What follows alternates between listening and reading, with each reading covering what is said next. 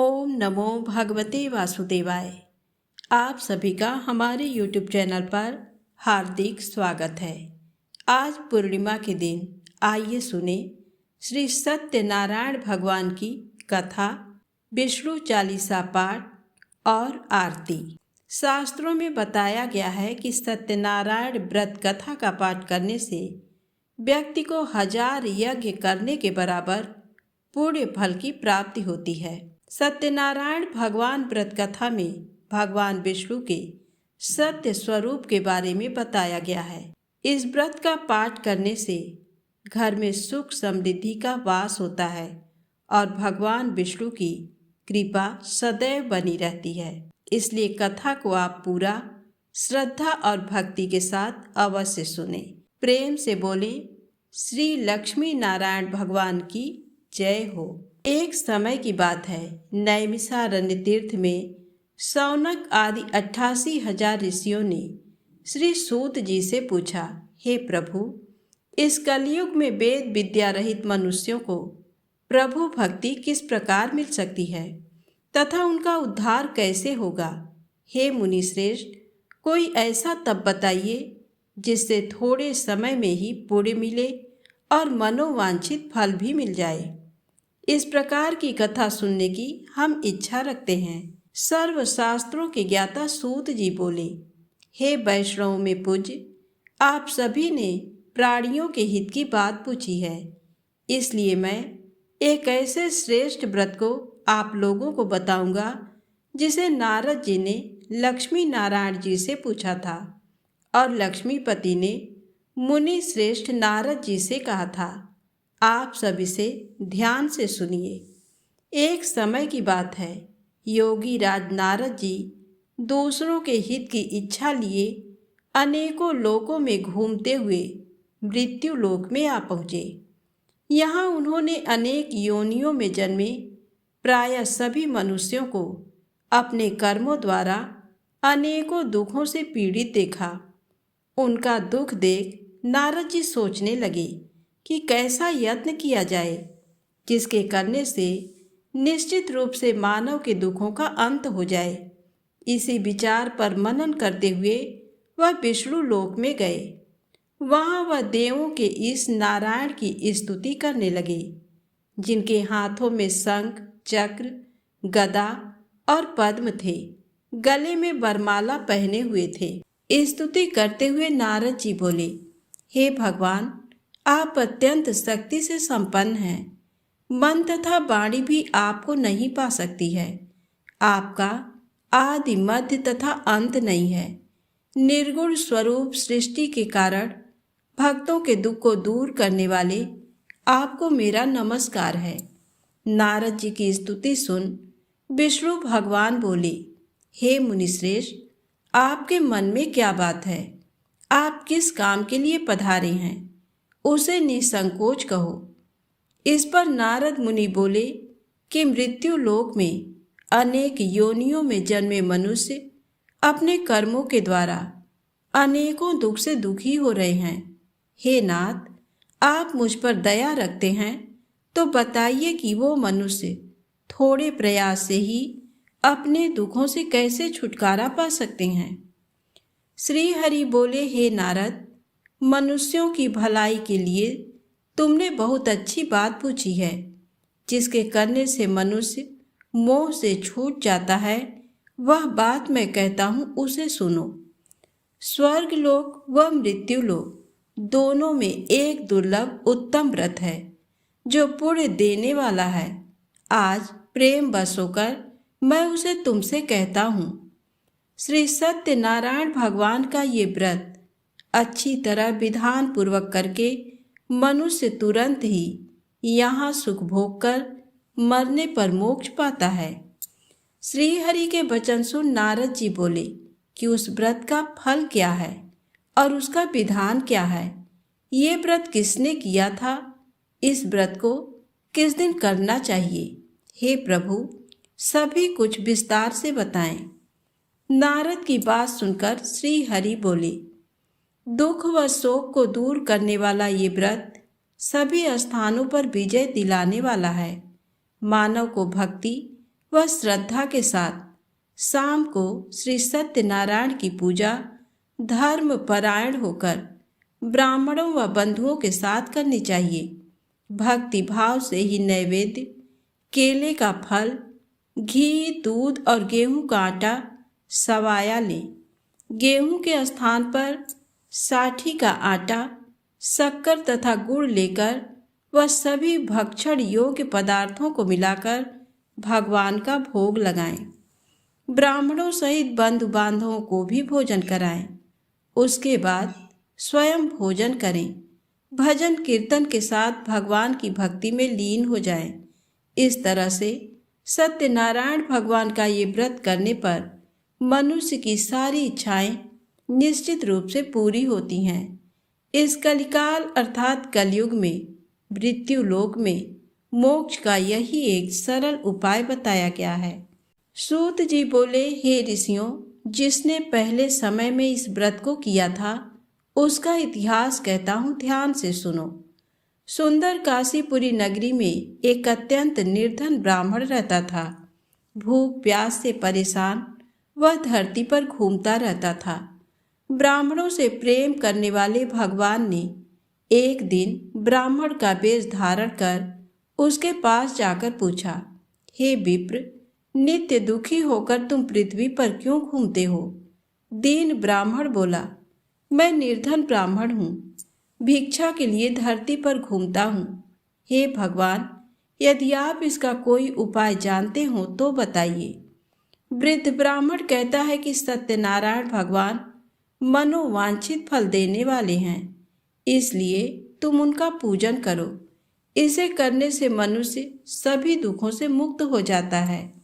वृद्ध ब्राह्मण बनकर आए सत्यनारायण भगवान उस निर्धन ब्राह्मण को व्रत का सारा विधान बताकर अंतर ध्यान हो गए।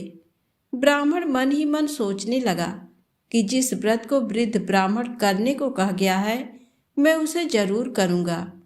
ये निश्चय करने के बाद उसे रात में नींद नहीं आई। वह सवेरे उठकर सत्यनारायण भगवान के व्रत का निश्चय कर भिक्षा के लिए चला गया। उस दिन निर्धन ब्राह्मण को भिक्षा में बहुत धन मिला, जिससे उसने बंधु बांधवों के साथ मिलकर श्री सत्यनारायण भगवान का व्रत संपन्न किया। भगवान सत्यनारायण का व्रत संपन्न करने के बाद वह निर्धन ब्राह्मण सभी दुखों से छूट गया और अनेक प्रकार की संपत्तियों से युक्त हो गया। उसी समय से ये ब्राह्मण हर माह इस व्रत को करने लगा। इस तरह से सत्यनारायण भगवान के व्रत को जो मनुष्य करेगा वह सभी प्रकार के पापों से छूटकर मोक्ष को प्राप्त होगा। जो मनुष्य इस व्रत को करेगा वह सभी दुखों से मुक्त हो जाएगा।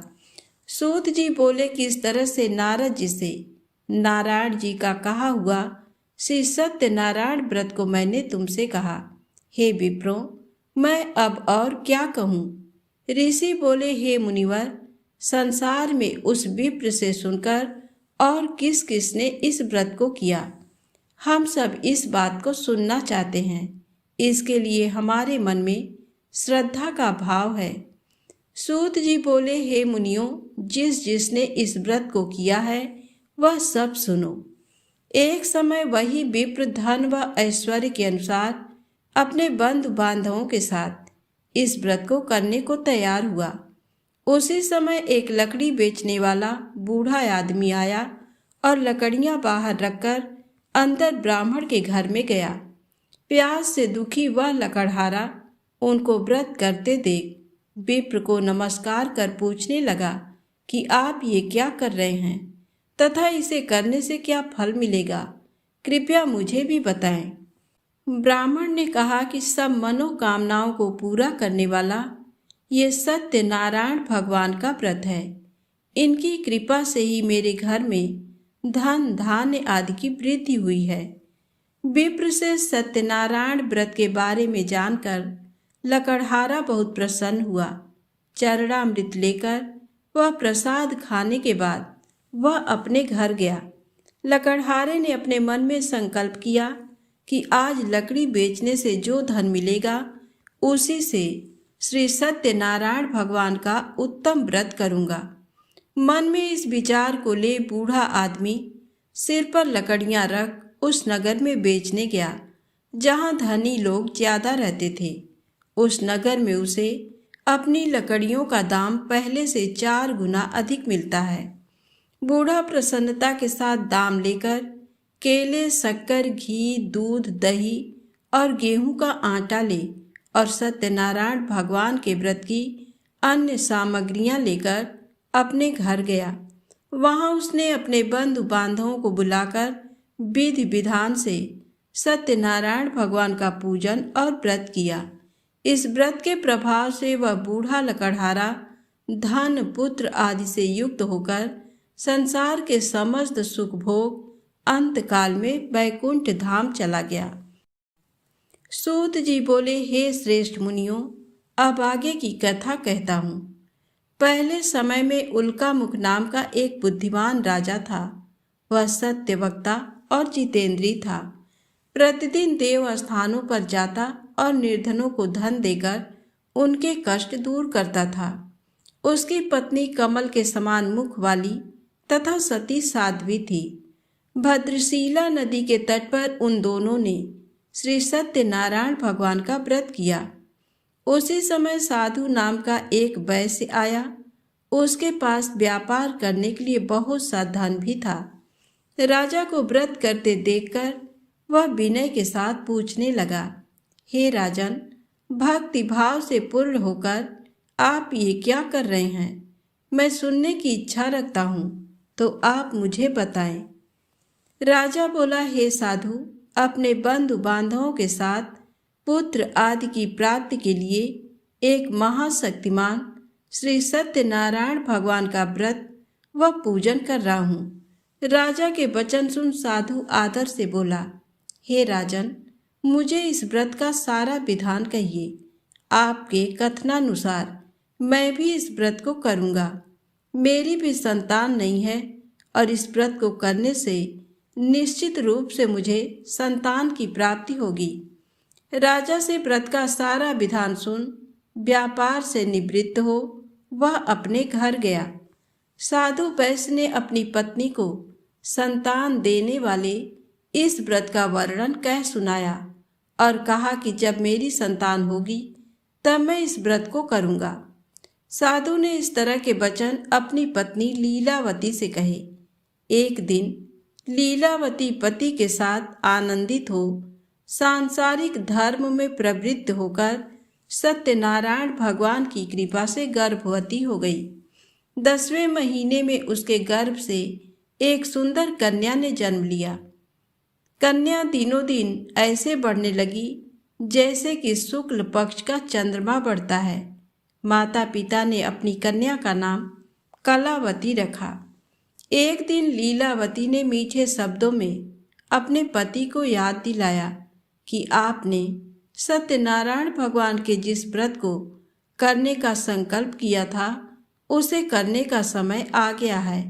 आप इस व्रत को करिए। साधु बोला कि हे प्रिय, इस व्रत को मैं उसके विवाह पर करूँगा।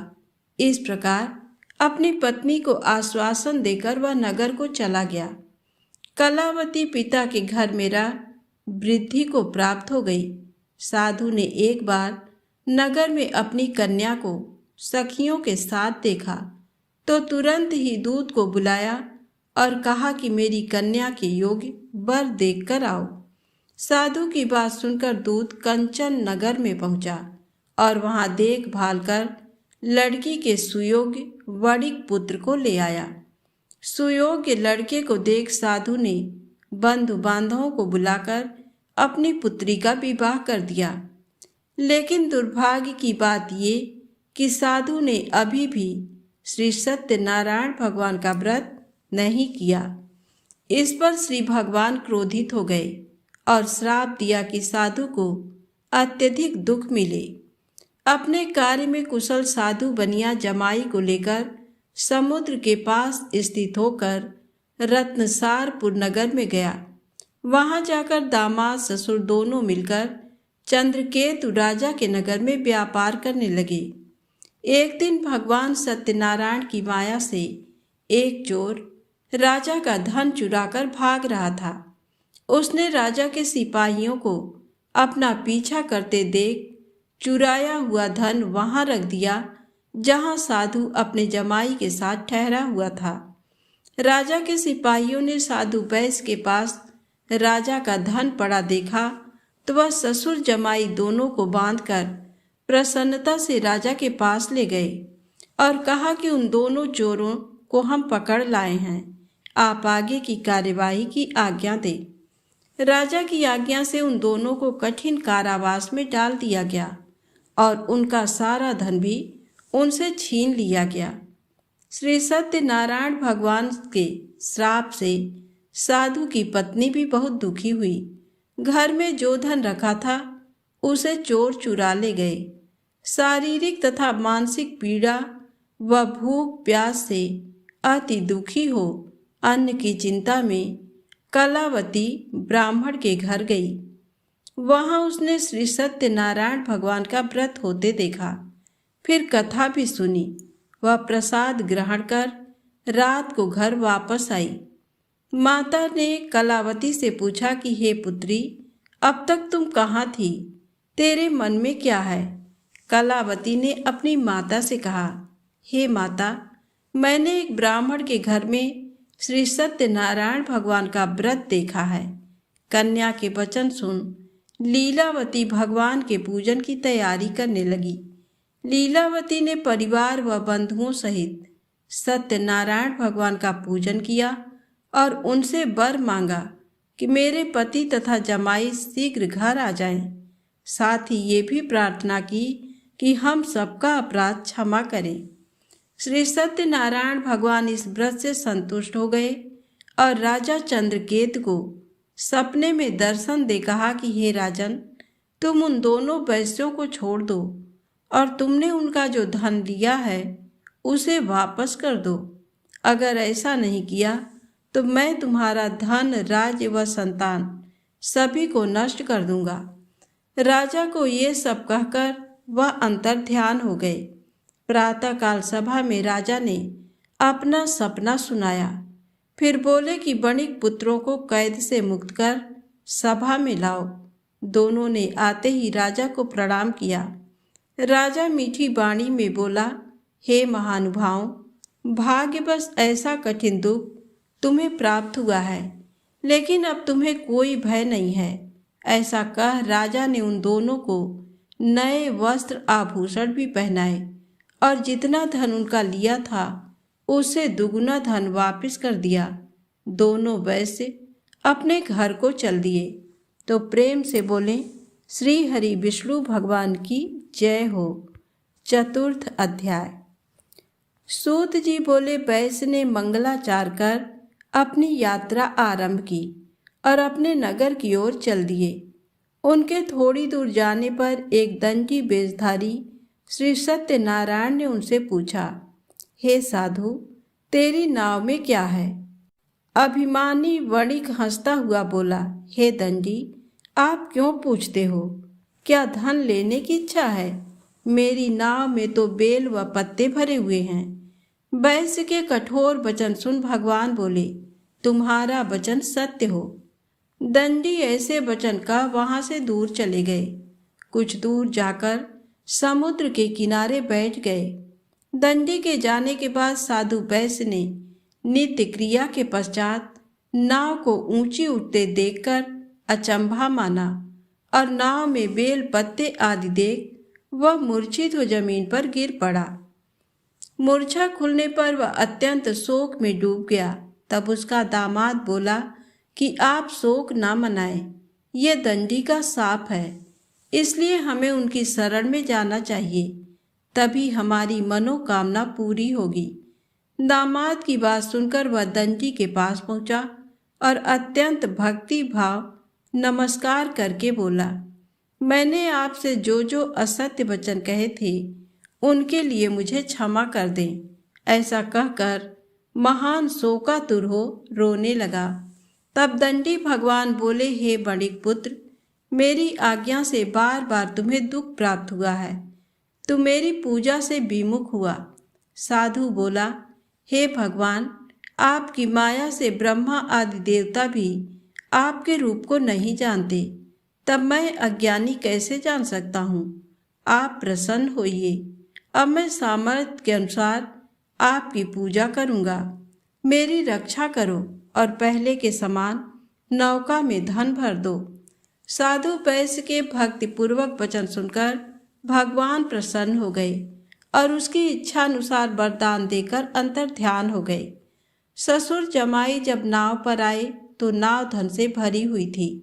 फिर वहीं अपने अन्य साथियों के साथ सत्यनारायण भगवान का पूजन कर अपने नगर को चल दिए। जब नगर के नजदीक पहुँचे तो दूत को घर पर खबर करने के लिए भेज दिया। दूत साधु की पत्नी को प्रणाम कर कहता है कि मालिक अपने दामाद सहित नगर के निकट आ गए हैं। दूत की बात सुन साधु की पत्नी लीलावती ने बड़े हर्ष के साथ सत्यनारायण भगवान का पूजन कर अपनी पुत्री कलावती से कहा कि मैं अपने पति के दर्शन को जाती हूँ, तू कार्य पूर्ण कर शीघ्र आ जा। माता के ऐसे वचन सुन कलावती जल्दी में प्रसाद छोड़ अपने पति के पास चली गई। प्रसाद की अवज्ञा के कारण श्री सत्यनारायण भगवान रुष्ट हो गए और नाव सहित उसके पति को पानी में डुबो दिया। कलावती अपने पति को वहां न पाकर रोती हुई जमीन पर गिर गई। नौका को डूबा हुआ देख वह कन्या को रोता देख साधु दुखी होकर बोला कि हे प्रभु, मुझसे तथा मेरे परिवार से जो भूल हुई है उसे क्षमा करें। साधु के दीन वचन सुनकर श्री सत्यनारायण भगवान प्रसन्न हो गए और आकाशवाणी हुई, हे साधु, तेरी कन्या मेरे प्रसाद को छोड़कर आई है, इसलिए उसका पति अदृश्य हो गया है। यदि वह घर जाकर प्रसाद खाकर लौटती है तो इसे इसका पति अवश्य मिलेगा। ऐसी आकाशवाणी सुन कलावती घर पहुंचकर प्रसाद खाती है और फिर आकर अपने पति के दर्शन करती है। उसके बाद साधु अपने बंधु बांधवों सहित श्री सत्यनारायण भगवान का विधि विधान से पूजन करता है। इस लोक का सुख भोग वह अंत में स्वर्ग जाता है। श्री सूत जी बोले, हे ऋषिगण, मैं एक और कथा कहता हूँ, आप सभी ध्यान से सुनो। सदा प्रजा के लिए चिंतित तुंगध्वज नाम का एक राजा था। उसने भगवान सत्यनारायण का प्रसाद त्याग कर बहुत कष्ट पाया। एक समय राजा वन में वन्य पशुओं को मारकर बड़ के वृक्ष के नीचे आया। वहां उसने ग्वालों को भक्तिभाव से बंधु बांधवों सहित श्री सत्यनारायण जी का पूजन करते देखा, परंतु राजा देखकर भी अभिमान के कारण न तो वहां गया और न ही सत्यदेव भगवान को नमस्कार ही किया। जब ग्वालों ने भगवान का प्रसाद उसके सामने रखा तो वो प्रसाद छोड़कर अपने नगर को चला गया। नगर में पहुंचकर उसने देखा कि उसका सारा राज्य नष्ट हो गया है। वो समझ गया कि ये सब भगवान सत्यदेव ने रुष्ट होकर किया है। तब वो वन में वापस आया और ग्वालों के समीप जाकर विधिपूर्वक पूजन कर प्रसाद ग्रहण किया तो सत्यनारायण की कृपा से सब कुछ पहले जैसा ही हो गया और लंबे समय तक सुख भोग कर मरणोपरांत वह मोक्ष को प्राप्त हुआ। जो मनुष्य इस श्रेष्ठ दुर्लभ व्रत को करेगा, श्री सत्यनारायण भगवान की कृपा से उसे धन धान्य की कोई कमी नहीं होगी। निर्धन धनी और बंदी बंधनों से मुक्त होकर निर्भय हो जाता है। संतानहीन को संतान प्राप्त होती है तथा सब इच्छाएं पूर्ण कर अंत में वैकुंठ धाम को जाता है। अब उनके बारे में भी जानिए जिन्होंने पहले इस व्रत को किया। अब उनके दूसरे जन्म की कथा भी सुनिए। सतानंद नामक वृद्ध ब्राह्मण ने सुदामा के रूप में जन्म लेकर श्री कृष्ण की भक्ति एवं सेवा कर वैकुंठ प्राप्त किया। उल्कामुख नामक महाराज राजा दशरथ बने और श्री रंगनाथ का पूजन कर मोक्ष को प्राप्त हुए। साधु नाम के वैश्य ने धर्मात्मा व सत्य प्रतिज्ञ राजा मोरध्वज बनकर अपने पुत्र को आरे से चीरकर वैकुंठ धाम प्राप्त किया। महाराज तुंगध्वज स्वयंभू मनु बने। उन्होंने बहुत से लोगों को भगवान की भक्ति में लीन कराकर बैकुंठ धाम प्राप्त किया। लकड़हारा अगले जन्म में गुह नामक निषाद राजा बना, जिसने राम के चरणों की सेवा कर अपने सभी जन्मों को संवार लिया। प्रेम से बोले श्री सत्यनारायण भगवान की जय। अब आइए सुने विष्णु चालीसा पाठ। विष्णु सुनिए विनय, सेवक की चितलाय, कीरत कुछ वर्णन करूं, दीजय ज्ञान बताए। नमो विष्णु भगवान खरारी, कष्ट न सामन अखिल बिहारी। प्रबल जगत में शक्ति तुम्हारी, त्रिभुवन फैल रही उजियारी। सुंदर रूप मनोहर सूरत, सरल स्वभाव मोहनी मूरत। तन पर पीतांबर अति सोहत, बैजंती माला मन मोहत। शंख चक्र कर गदा बिराजे, देखत दैत्य असुर दल भाजे। सत्य धर्म मद लोभ न गाजे, काम क्रोध मद लोभ न छाजे। संत भक्त सज्जन मन रंजन, धनुजय असुर दुष्टन दल गंजन। सुख उपजाय कष्ट सब भंजन, दोष मिटाय करत जन सज्जन। पाप काट भव सिंधु उतारण, कष्ट नाश कर भक्त उबारण। करत अनेक रूप प्रभु धारण, केवल आप भक्ति के कारण। धरणी धेनु बन तुम ही पुकारा, तब तुम रूप राम का धारा। भार उतार असुर दल मारा, रावण आदिक को संहारा। आप वराह रूप बनाया, हिरण्याक्ष को मार गिराया। धर्मस्य तन सिंधु बनाया, 14 रत्नन को निकलाया।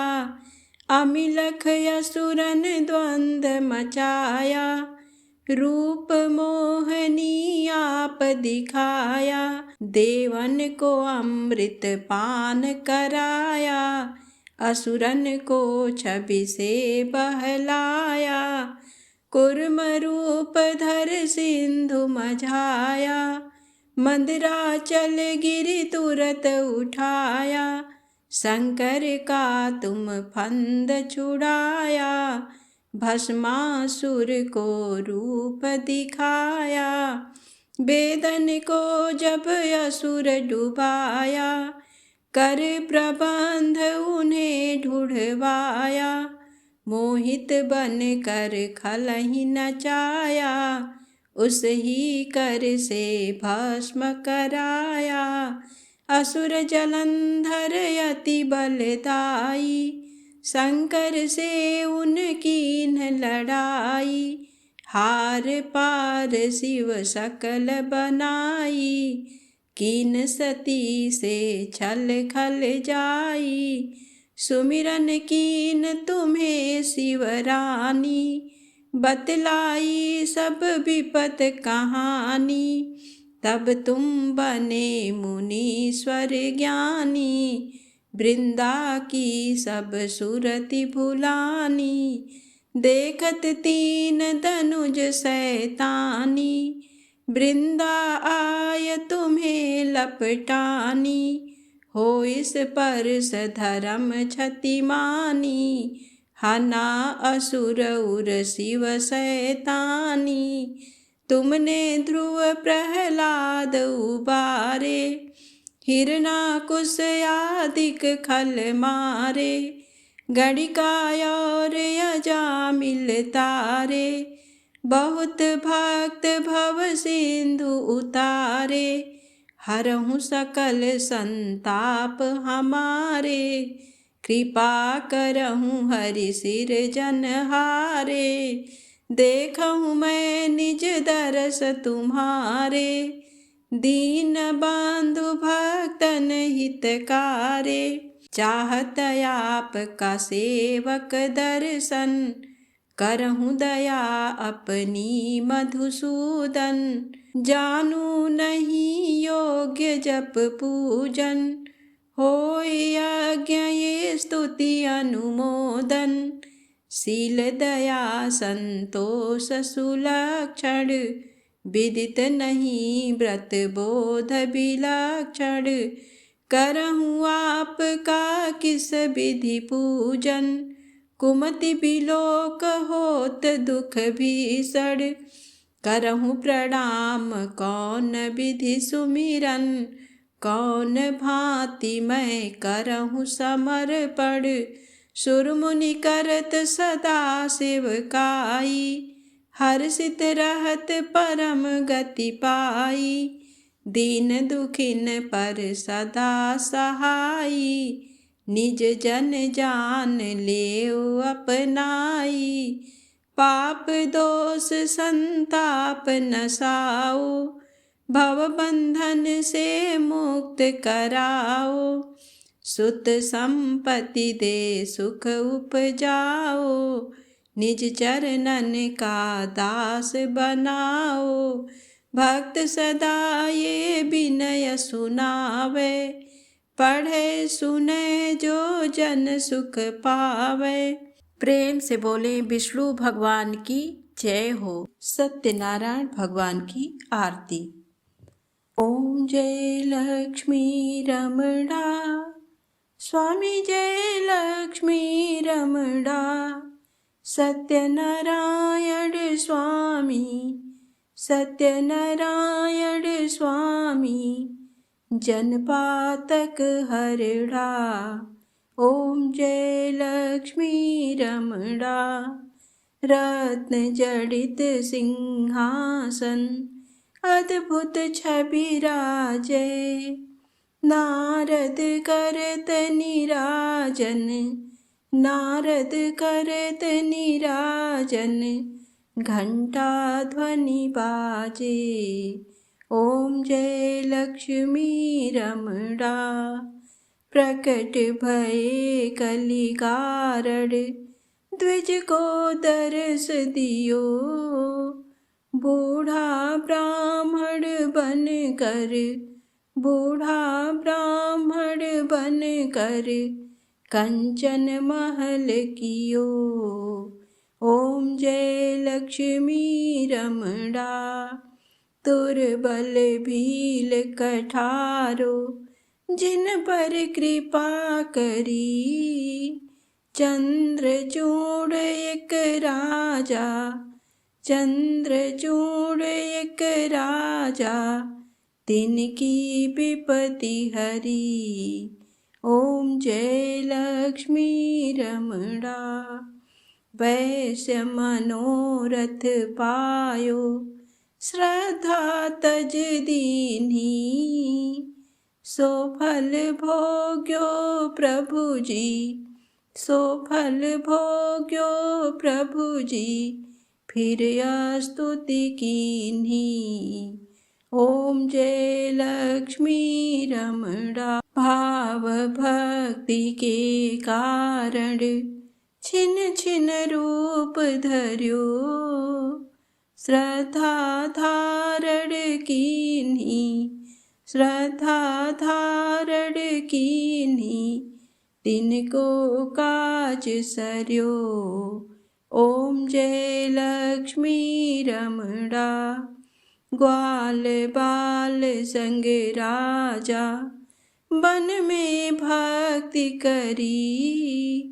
मन वांछित फल दीन्हो, मन वांछित फल दीन्हो, दीन दयाल हरि।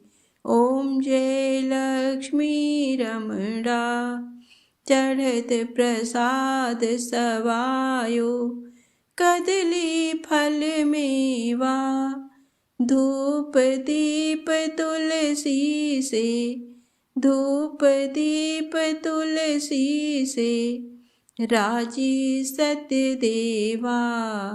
ओम जय लक्ष्मी रमणा। श्री सत्यनारायण जी की आरती जो कोई नर गावे, रिद्धि सिद्धि सुख संपत्ति सहज रूप पावे। ओम जय लक्ष्मी रमणा, जय लक्ष्मी रमणा। स्वामी जय लक्ष्मी रमणा, सत्यनारायण स्वामी, सत्यनारायण स्वामी, जनपातक हरड़ा। ओम जय लक्ष्मी रमणा। प्रेम से बोले सत्यनारायण भगवान की जय।